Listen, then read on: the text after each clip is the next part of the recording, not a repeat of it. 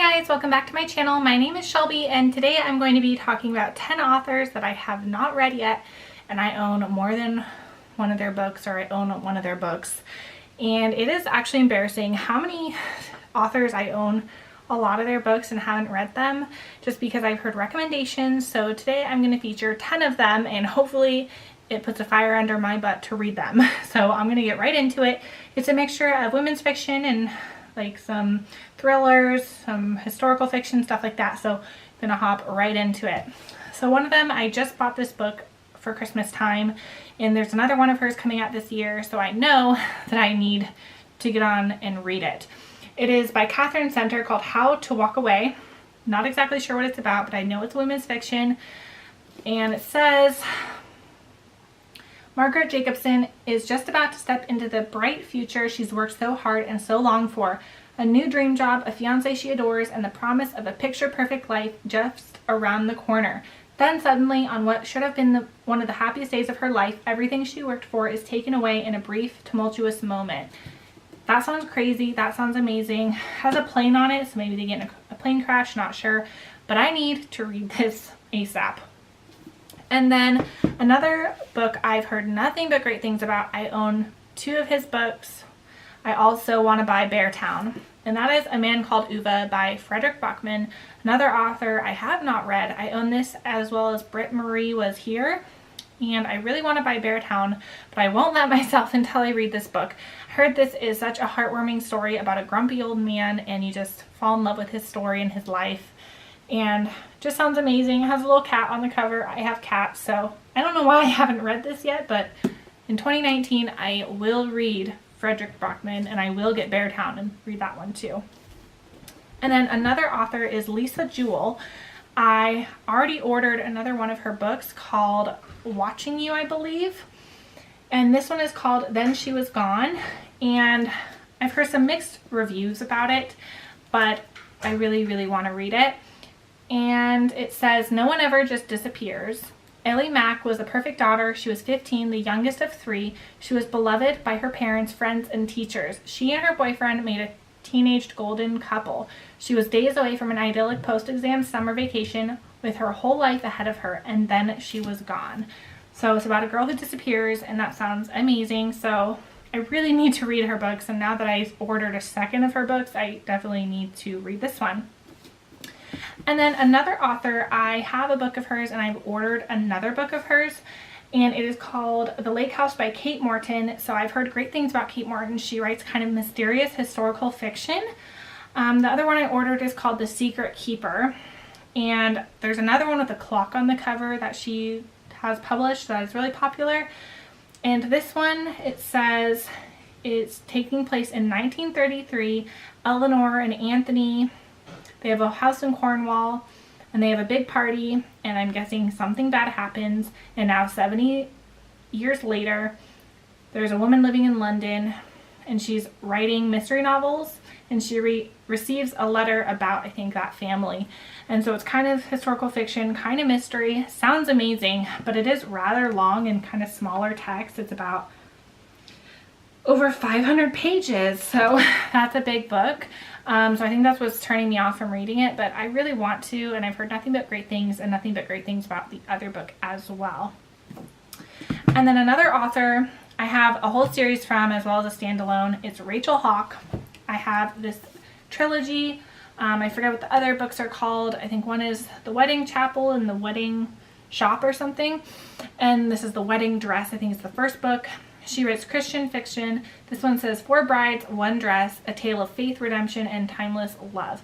Nicole from the Girly Girl Bookworm loves this author, so I really want to read it. And I know she's publishing more books, and she published The Love Letter, I think, this last year. So I really want to read her stuff and get caught up. And then another one she published is called The Writing Desk.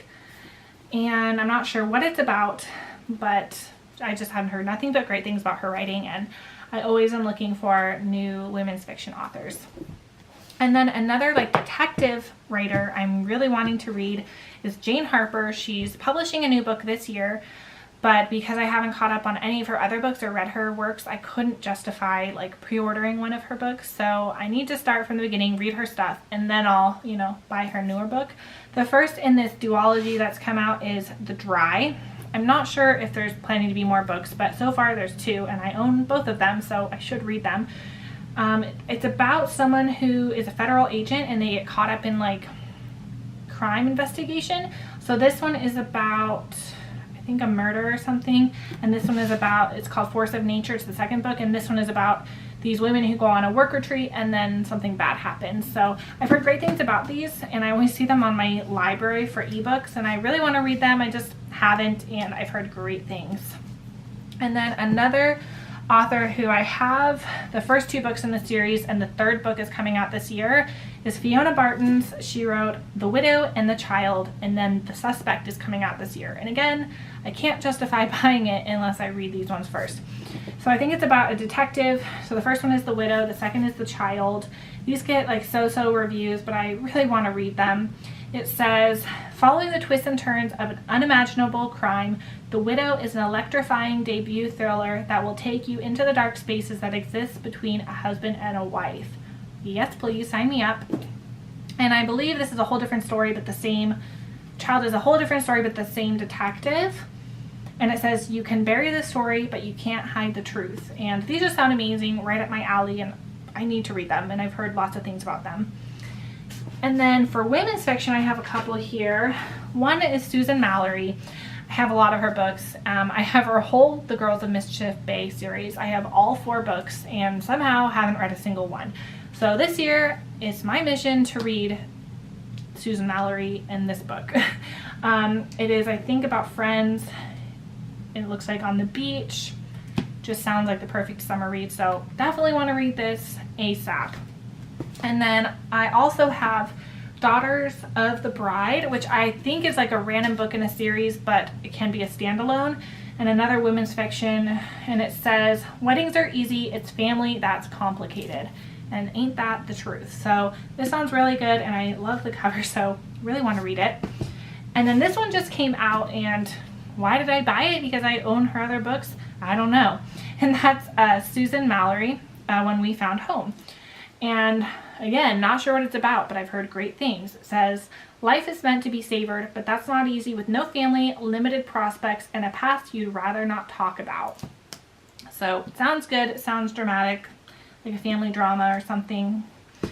And then the very last author I have to talk about is Sally Hepworth. I have pre-ordered one of her books, so I need to read 2 of her books that I own.